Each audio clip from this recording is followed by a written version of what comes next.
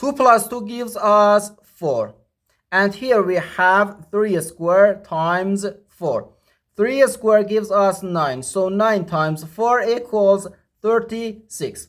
Here we have 6 square. 6 square gives us 36. So 36 divided by this. 36 divided by 36 gives us 1. But this answer is not correct.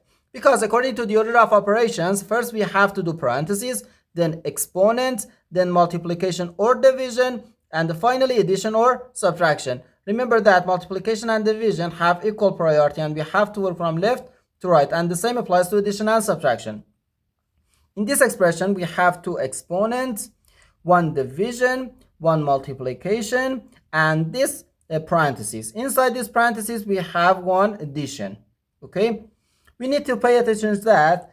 We have here a multiplication, because in mathematics, when a number is placed next to parentheses, it means multiplication, and we usually don't write the multiplication sign for brevity.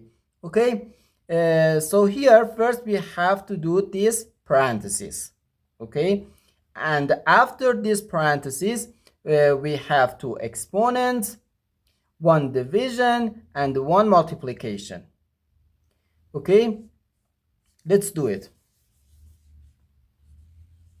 So first, this parenthesis. Inside this parenthesis, we have 2 plus 2, which gives us 4. Okay, so 6 squared divided by 3 squared times 4. Now we have 2 exponents, 1 division, and 1 multiplication. Exponent has a higher priority than division and multiplication. Okay, so first we have to do this exponent and this exponent. 6 squared gives us 36 and 3 squared gives us 9. So 36 divided by 9 times 4. Now we have 1 division and 1 multiplication. As I said, multiplication and division have equal priority and we have to go from left to right. So 36 divided by 4 gives us 4.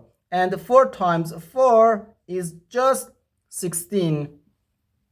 And this is our final answer to this problem.